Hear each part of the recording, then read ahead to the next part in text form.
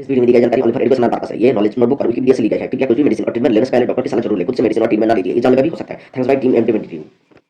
नमस्कार दोस्तों, welcome friends, MT मेडिटिव में फिर एक बार आपका स्वागत है। आज बात करेंगे टैक्सिन इंजेक्शन के बारे में। आज इसके मेकानिज्म के बारे में जानेंगे। किन किन बीमारियों में ये यूज लिया जाता है वो भी जानेंगे। ये कौन कौन से फॉर्म में मार्केट में मिल जाता है, प्राइस क्या है, कैसे रूट में देना चाहिए, डोज कैसा है, आज सब कुछ पूरी डिटेल्स में जानेंगे। पूरी वीडियो के साथ बने रहिए, पूरी जानकारी लीजिए, क्योंकि आधा अधूरा जानकारी जानलेवा भी हो सकता है। चलिए स्टार्ट करते हैं।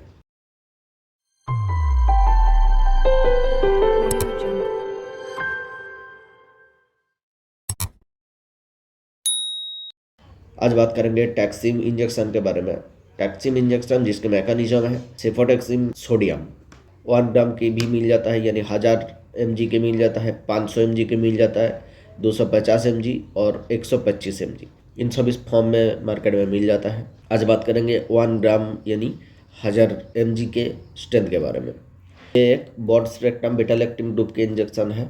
ये कुछ ग्राम नेगेटिव और ग्राम पॉजिटिव बैक्टीरिया को मारने के लिए यूज लिया जाता है। अब जान लेंगे इसके प्राइस क्या हो सकता है।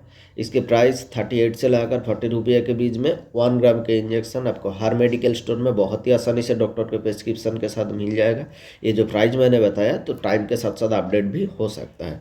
दोस्तों, इसको डॉक्टर के प्रिस्क्रिप्शन के साथ ही खरीदिए, खुद से घर पे ना यूज कीजिए। ये हॉस्पिटल या क्लिनिक यूज के लिए है। इसके यूज क्या लेते हैं डॉक्टर, जान लेंगे। ये सबसे यूज लिया जाता है बैक्टीरियल इन्फेक्शन को मारने के लिए, उसको किल करके बीमारियों को ठीक करने के लिए यूज लिया जाता है। जिस व्यक्तियों को मेनिनजाइटिस हो गया हो, यानी ब्रेन के लियर एक होता है उसमें सूजन आ जाता है, उसके इन्फेक्शन होता है, उसमें व्यक्तियों को बुखार आता है, शॉर्टनेस ऑफ ब्रेथ आता है, उस मेनिनजाइटिस की बीमारियों में ये यूज लिया जाता है। और अपर रेस्पिरेटरी ट्रैक्ट इन्फेक्शन हो गया हो, जिसे सबसे कॉमन है न्यूमोनिया। न्यूमोनिया में ये बहुत ज़्यादा यूज लिया जाता है, न्यूमोनिया को ठीक करने के लिए और न्यूमोनिया से क्योर करने के लिए। न्यूमोनिया में बहुत ज़्यादा खांसी होता है, शॉर्टनेस ऑफ ब्रेथ होता है, बुखार भी आता है कभी कभी। ऐसे ही बीमारियों में ये यूज लिया जाता है।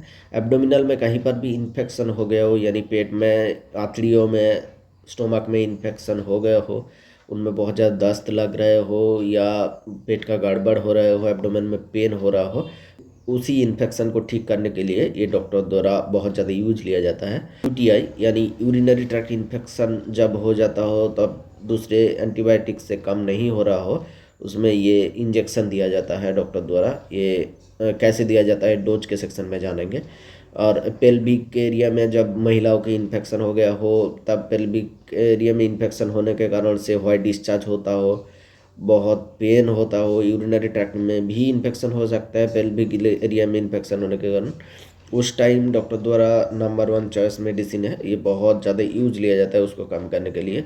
हड्डियों में इन्फेक्शन हो गया वो, कहीं पर भी चोट लगने के कारण, हड्डियाँ टूटने के कारण से भी हो सकता है, या आर्थराइटिस के कारण भी हड्डियों के जॉइंट्स में इन्फेक्शन हो सकता है, सूजन आ सकता है, उसको ठीक करने के लिए भी डॉक्टर द्वारा यूज लिया जाता है, जो कि बहुत ज़्यादा फ़ायदा देखा गया है।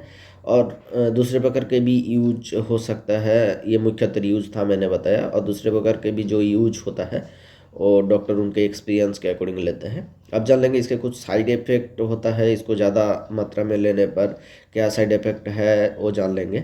साइड इफ़ेक्ट एलर्जिक रिएक्शन हो सकता है टॉपिकल एरिया में, जहाँ पर आप दिए उस जगह में रेडनेस हो सकता है, कुछ एलर्जिक रिएक्शन दे सकता है, नोजिया वॉमिटिंग जैसी टेंडेंसी रह सकता है, एब्डोमेन में कभी कभी पेन भी हो सकता है, यूलिस्ट कार्लार में यूरिन हो सकता है, और वीकनेस हो सकता है, धुंधलापन देख सकता है आपको। जब भी आपको कोई अनडिजिटेबल साइड इफेक्ट मिले, आप मेडिसिन को तुरंत बंद करके डॉक्टर से मिलिए, जो कि आपको बेहतर ट्रीटमेंट दे सके, मेडिसिन चेंज करके या डोज एडजस्ट करके। दोस्तों, इससे कुछ डोज सेक्शन में जान लेंगे। कॉन्फिजियस डोज सेक्शन है।